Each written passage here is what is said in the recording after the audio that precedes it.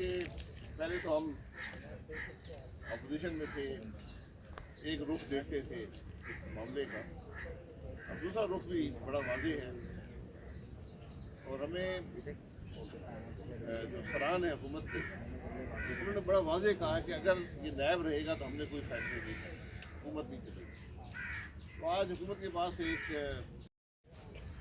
या नायब चलाएं या हुकूमत चलाएं, ये फैसला आज हम सबने करना है। इसमें यकीनन जो अपोजिशन है, जो हुकूमत में है, केसेस सारे उसी पर बने, तो इल्ज़ाम ये लगेगा कि ये अपने केस खत्म करवाना चाहते हैं।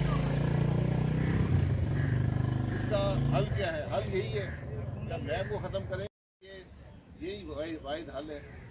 अगर ये इदारा रहेगा आपका मुल्क नहीं चल सकता। आज जो मामलात बिजली के हैं, जो गैस के हैं, तेल के हैं, उनकी सबसे बुनियादी वजह नैब का वजूद है।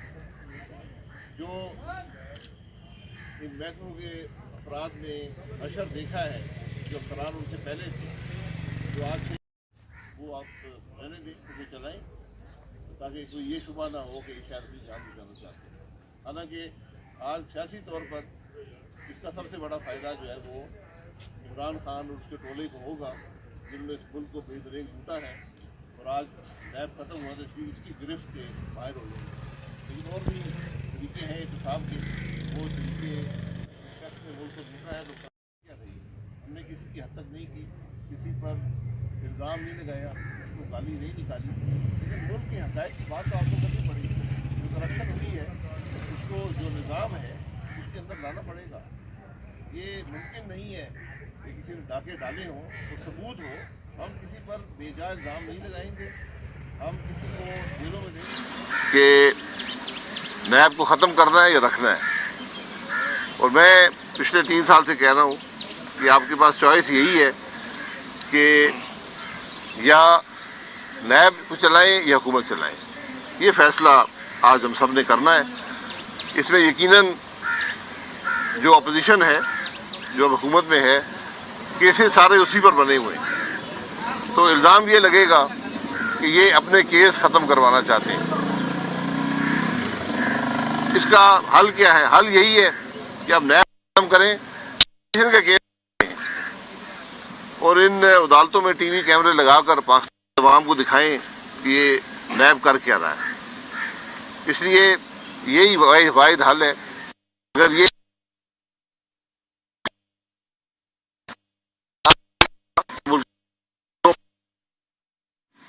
इनकी सबसे बुनियादी वजह नैब का वजूद है। जो इन महकमों के अफराद ने हशर देखा है, जो अफसरान उनसे पहले थे, जो आज 6-6 साल से इन अदालतों के चक्कर लगा रहे हैं, जिन्होंने 2-2 साल जेल काटी है, तो उसके बाद कोई शख्स भी काम करने को तैयार नहीं है। तो आज ये सबसे बड़ा फैसला हुकूमत के सामने यही आएगा। इसका हल मैंने आपको बता दी है और मुझे उम्मीद है कि काबीना एक बेहतर फैसला करेगी और अवाम भी इस फैसले को ये समझेंगे कि मुल्क के मुफाद में है, किसी ने अपने ज़ाती केसेस के लिए नहीं किया। और ज़ाती केस रहने दें, जो सियासतदानों पर केस हैं वो आप रहने दें, उनको चलाएं, ताकि कोई ये शुबा ना हो कि शायद अपनी जान बचाना चाहते हैं। हालांकि आज सियासी तौर पर इसका सबसे बड़ा फ़ायदा जो है वो इमरान खान और उसके टोले को होगा, जिन्होंने इस मुल्क को बेदरेग लूटा है और आज नैब ख़त्म हुआ तो इसकी गिरफ्त से बाहर हो जाएंगे। लेकिन और भी तरीके हैं एहतसाब के, और वो तरीके जिस शख्स ने मुल्क को लूटा है, नुकसान पहुँचाया है, उसको जवाबदेह अवाम के सामने होना पड़ेगा। जी अच्छा शाहिद साहब, आप लोग हुकूमत में आने से पहले जिस दिन बात होती वो कहते थे जी कि हम इंतकाम नहीं लेंगे और कोई किसी के खिलाफ तकरीर नहीं करेगा, लेकिन जिस दिन से वज़ीर आज़म मियां शहबाज शरीफ ने हल्फ उठाया, वो अपनी हर स्पीच में इमरान खान का नाम लेके बात करते हैं। आप लोग भी गुजरा हैं, वो भी इमरान खान का नाम ले रहे हैं और मुकादा मुकदमात का कहा जा रहा है। तो ये फ़र्क तो फिर कोई ज़्यादा ना हुआ, सिर्फ जुबान का फ़र्क हुआ कि उनकी लैंग्वेज थोड़ी सी ज़्यादा ख़राब होती थी।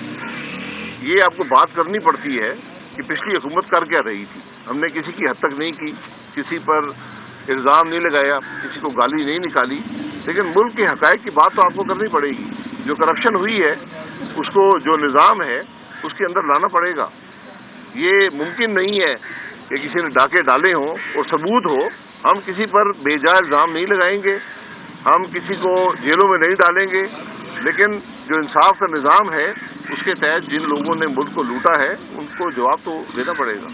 جیسے کہ آپ نے سنا کہ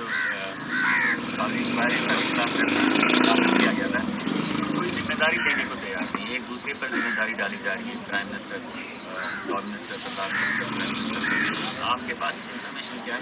آخر اس کے پیچھے کون غلط ثابت ہوا ہے کہ کیا الٹا ان لوگوں پہ ایسا کیس ہو سکتا ہے؟ جی, تو اب یہ دیکھیں کہ کون لوگ تھے. ملک کے وفاقی وزراء تھے, ملک کا وزیر اعظم تھا اور ملک کا صدر تھا, اور یہ وہی لوگ ہیں جنہوں نے پاکستان کا آئین توڑا, عدم اعتماد کی نفی کرنے کی کوشش کی, ایک بے بنیاد سازش کا الزام اپوزیشن پر لگایا جس کا کوئی وجود نہیں ہے. اور آج بدقسمتی ہے کہ اس ملک کے پڑھے لکھے لوگ بھی عمران خان کے اس جھوٹ کو, بہت سے لوگ ایسے ہیں پڑھے لکھے لوگ جو سمجھتے ہیں کہ یہ آدمی سچ بول رہا ہے. یہ حقائق جس ملک کے ہوں جہاں نہ صدر ملک کا آئین کو فالو کر سکے, نہ وزیر اعظم کر سکے, توڑیں, ایک سازش کر کے آئین کو توڑیں اور دوسروں پر الزام لگائیں, یہ حقائق کی تحت تو آپ کو پہنچنا پڑے گا. کیا یہ ڈیولپمنٹ اور نان ڈیولپمنٹ اسپینڈنگ کریں اس میں کٹ لگانی جا رہی ہے مہنگائی کو روکنے کے لیے؟ جی, یہ آپ کو کرنا پڑے گا. جو آج پاکستان قیمت خرید سے کم پیٹرول بیچ رہا ہے, جس کی قیمت آپ کو 200 ارب مہینے کی پڑ رہی ہے, کہ دنیا میں کوئی ملک یہ نہیں کر سکتا. تو یہ آپ کو جو تباہی عمران خان نے ملک کے اندر اس پورے نظام کی پھیلائی ہے, چاہے بجلی کا نظام ہو, گیس کا ہو, پیٹرول کا ہو, ڈیزل کا ہو, ان سب کی درستی کرنی پڑے گی. اور یہ بڑے مشکل فیصلے ہیں, یہ تکلیف دہ فیصلے ہیں.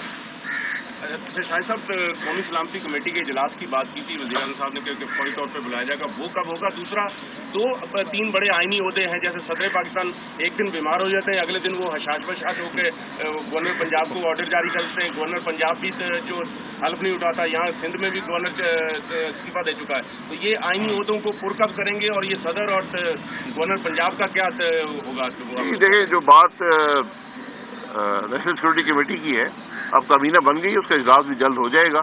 اور یہ جو سازش کے الزامات ہیں جو عمران خان اپنی کرسی بچانے کے لیے آج پورے ملک کو داؤ پر لگانا چاہتا ہے, اس کی حقائق بھی عوام کے سامنے آ جائیں گے.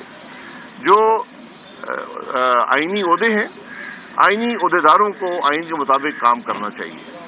یہ ممکن نہیں ہے کہ ملک کا صدر ایک دن بیمار ہو اور ایک دن ٹھیک ہو جائے, اور وہی ملک کا صدر جو رات کے اندھیرے میں پنجاب کے گورنر کو بدل سکتا ہے. ٹھیک ہے, اندھیرے میں ملک کے پنجاب کے گورنر کو بدل سکتا ہے, وہ آج 5 دن سے سمری لے کر بیٹھا ہوا ہے اور اس کو اپروو نہیں کر رہا, اور گورنر بیان دے رہا ہے کہ صدر جو ہے وہ گورنر کو بدلتا ہے.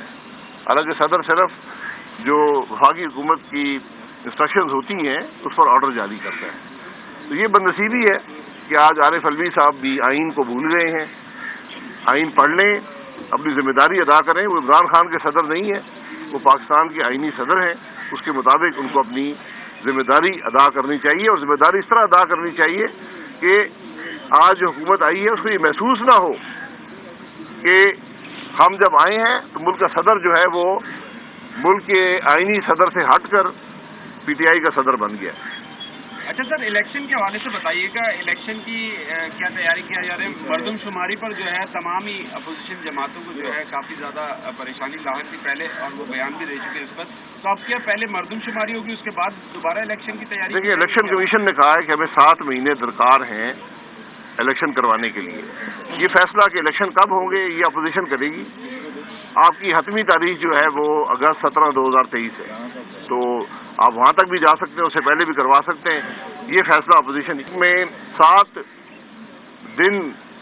مہینے کا وقت درکار ہو الیکشن کروانے کے لیے, تو آپ کو 7 مہینے کی کیئر ٹیکر سیٹ اپ, یہ جو ہمارے آج معاشی حالات ہیں اس کا متحمل ملک نہیں ہو سکتا کہ 7 مہینے کا کیئر ٹیکر سیٹ اپ.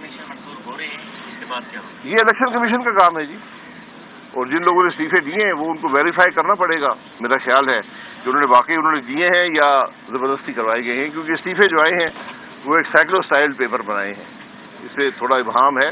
بہرحال وہ اگر استعفے دیتے ہیں ان کی آئینی حق ہے, اور بائی الیکشن ہو جائیں گے۔ شاہد صاحب آپ کابینہ کا حصہ کب بنیں گے؟ اور دوسرا یہ کہ عوام مہنگائی کے ہاتھوں پہلے ہی بہت تنگ تھی، کہیں مزید تنگ تو نہیں آ جائے گی، ہو جائے گی؟ دیکھیں میں نے آپ کو بتایا تکلیف دہ فیصلے آپ کو کرنے پڑیں گے، اسی سے ملک کے معاملات کا رخ بدلے گا اور آپ کو واضح ایک فرق نظر آئے گا۔